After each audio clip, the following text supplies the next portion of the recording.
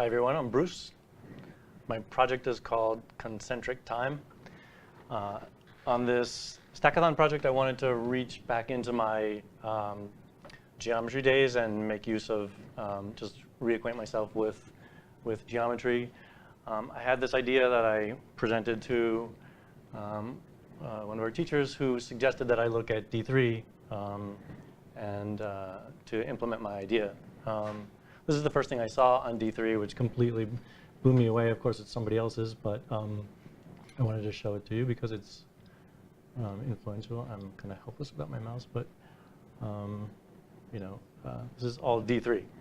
So my idea was to, my earliest memory of computers was in algebra class watching an animation of a parabola. The animation showed what happens when the three coefficients of the parabolic equation change. I set out to do that, and I woke up the next, I think, Friday morning and thought, well, how do I make this interesting? Like, how do I make this, how do I make this interesting? And I thought, okay, the three coefficients, maybe they could map to time. So the parabolic equation is y equals ax squared plus bx plus c. So I thought, what if a were hours, b were minutes, and c were seconds? So I started delving into D3 and was able to graph a parabola. It was a lot of work just to be able to graph a parabola. And then I started thinking about like how that changes over time and how that could become a clock. So I kind of played with it in my own code and really couldn't make a lot of sense of it. So I discovered this online tool actually that kind of does what I wanted to do. It's graphing a parabola, and I have it configured to graph a parabola from minus 12 o'clock to 12 o'clock, and minutes going from 0 to 60, and seconds going from 0 to 60. And as you can see, it's wildly unpredictable, doesn't really represent a clock. So now what? I decided to pivot. I decided to move away from parabola.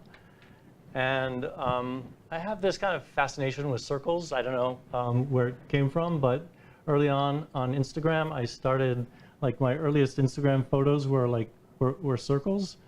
And so now my Instagram is strictly about circles. No people, just circles. So I thought, why don't I make a clock out of circles? But how do I do that and make it kind of interesting? So I discovered, still sticking with D3, I discovered this blockbuilder.org app, which is kind of like a REPL app, but it allows you to work in D3. And I kind of laid down this foundation for a clock made up of concentric circles. And I woke up and just really hammered it out. And this is what we got. So the inner circle is showing seconds. Where the circle touches the minutes is 29. Where the inner circle touches the outer circle is 27, and then the outer circle touches the face at 3. So it looks fairly simple, but it's all done in D3 and in D3 JavaScript. It's probably about 150 lines of code. The animation when the minutes changes is the most exciting to me. A little bit. Actually, I had to stay up till midnight to watch the hour switch as well.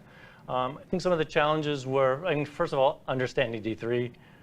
It's just very, I don't know, a bit obscure and dense. And then like kind of like just pulling the cobwebs out of my brain to figure out the transformations to make these concentric circles stay concentric and to move as they do.